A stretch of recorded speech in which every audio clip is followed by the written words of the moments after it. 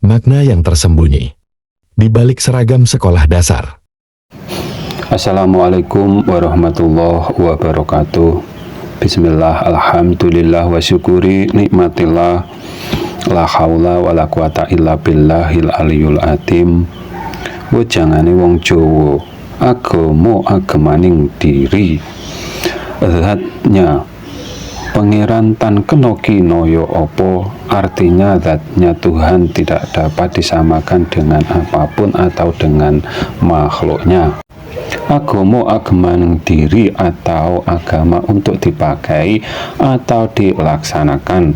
Diri ada dua sisi, yang zahir disebut jasmani, yang disebut jasmani jasad, pikiran, dan hati. Diri yang batin disebut rohani, yang disebut rohani jiwa dan ruh. Kita orang Nusantara yang dilahirkan di bumi pertiwi ini atau yang disebut bumi Nusantara, kita sebagai anak disekolahkan dari TK ke SD atau sekolah dasar.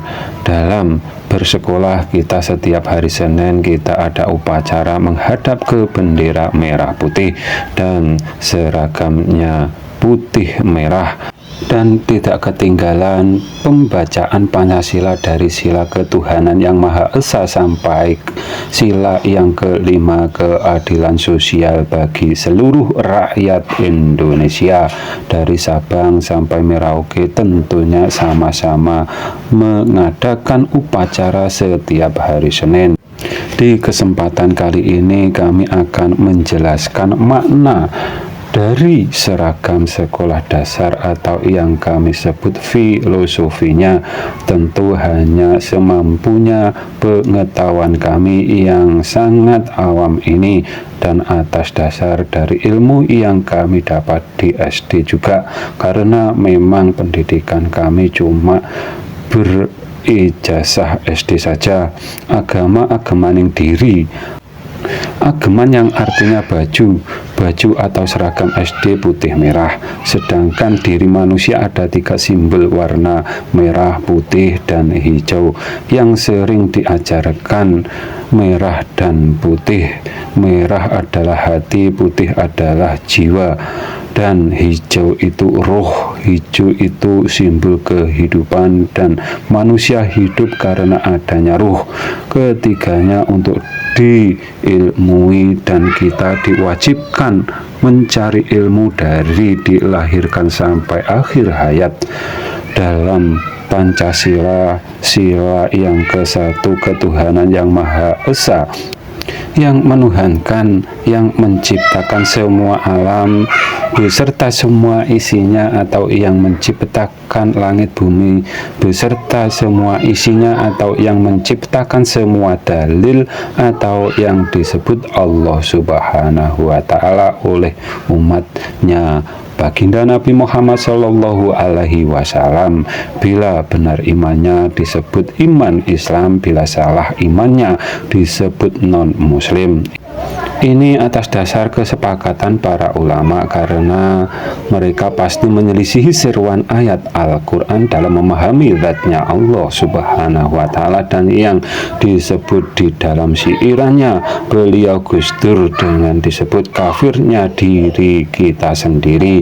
Juga dari pengertian bagi yang menyelisihi seruan ayat Al-Quran, ilmu agama tidak dapat dipisahkan dengan 3 simbol warna yang ada pada diri manusia. Bila salah penempatannya pasti salah kaprah, karena setiap bagian diri masing-masing yang dimakrifati atau yang diketahui atau dipahaminya. Contoh, telinga kita hanya dapat memahami zatnya suara saja, tidak lebih. Seragam SD merah sebagai bawahan, yang berarti pakaian yang menutupi pinggang dan kaki untuk berjalan, yang dijalankan syariat atau tatanan hukum sebab dan akibat yang dilakukan di jasad, meliputi pikiran dan hati. yang di jasad disebut syariat secara keilmuannya, yang di pikiran dan hati disebut tarekat. Putih atasan atau sebagai baju, putih adalah jiwa, keimanan itu wilayahnya jiwa. Bila iman dipahami dengan hati pikiran, berpotensi dalam kemusyrikan hati atau di dalam kekafiran diri sendiri, karena yang dapat dipahami hati pikiran hanya sebatas makhluk saja, tidak lebih. Simbol hijau ruh dan hakikatnya, ruh yang telah menyaksikan dan menyatakan hanya dia yang berhak dituhankan. Oleh sebab itu yang disebut ilmu hakikat, keilmuan yang ada di ruh atau yang disebut jati dirinya manusia. Dan jangan dipahami ruh sama dengan Tuhan.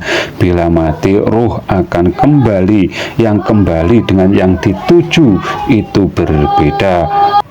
Seragam merah putih juga dipakai kelompok thorikoh dan yang disebut mursyidnya. Pendapat mursyidnya menganggap titik-titik sebagai Imam Al-Mahdi dan Rocky Gerung disebut Rasulullah.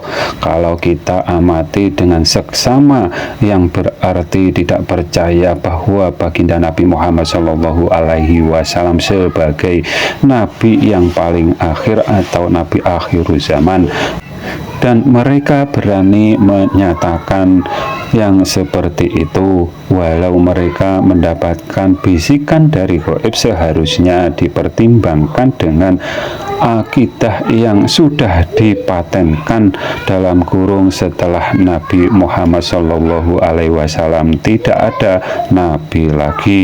Dan thorikoh itu amalan yang di dalam hati pikiran, pengetahuannya sampai di alam jabarut atau alamnya jin, setan, dan lain-lain.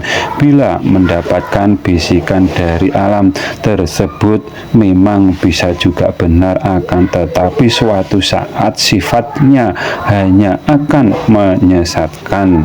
Apabila ada kata yang salah, kami mohon maaf. Akhirus salam. Wassalamualaikum warahmatullahi wabarakatuh.